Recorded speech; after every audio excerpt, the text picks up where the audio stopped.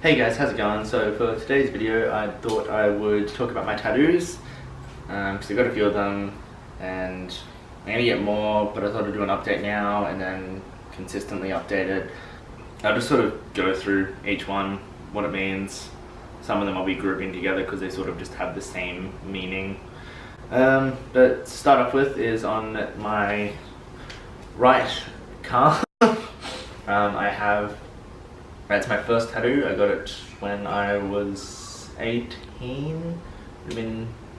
Like a month after I turned 18. Yeah, so the axe was done at Wild at Heart. I can't remember the artist's name. I just walked in and just asked for any artist to do it. Basically, it goes with the tattoo on my left leg as well, which is a sword.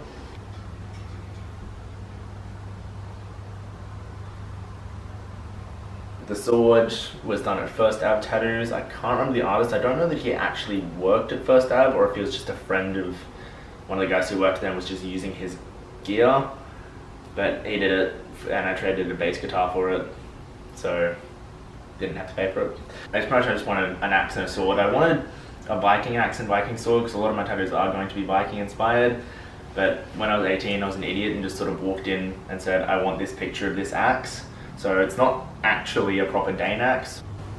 The next tattoos I have, there's 6 of them.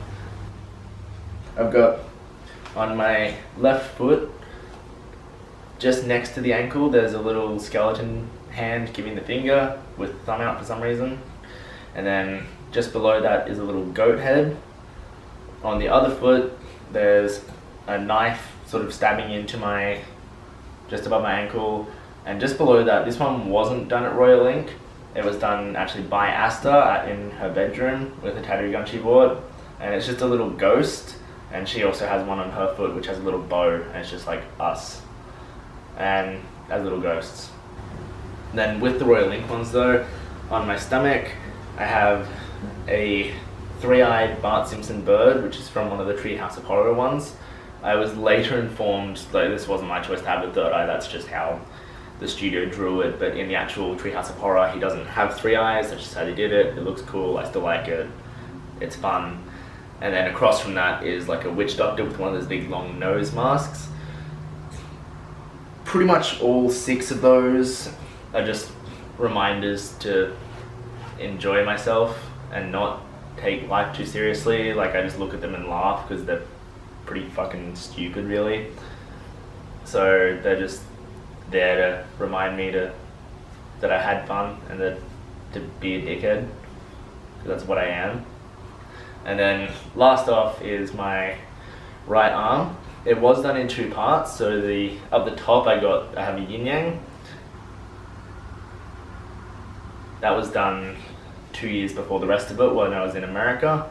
When I went to America I wanted to get a tattoo. I've always wanted to get a yin yang tattoo.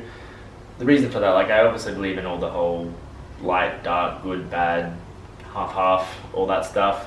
But mainly for me is when I started learning guitar, my first guitar teacher had a yin yang on his arm, so when I was watching him play and learning the parts that he was playing, I always just sort of had this yin yang in my vision, and so I just always wanted to get one as that reminder of, that why I'm playing music, who taught me, what my sort of beginnings with music were.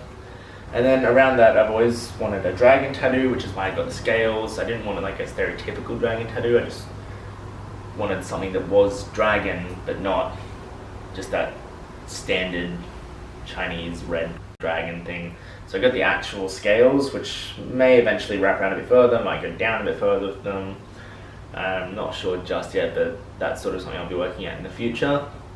Around that, I also just sort of wanted some Asian-inspired things. So there's a samurai around the back, a geisha on the front, and up the top is a rat, which is the year, like my Chinese zodiac year.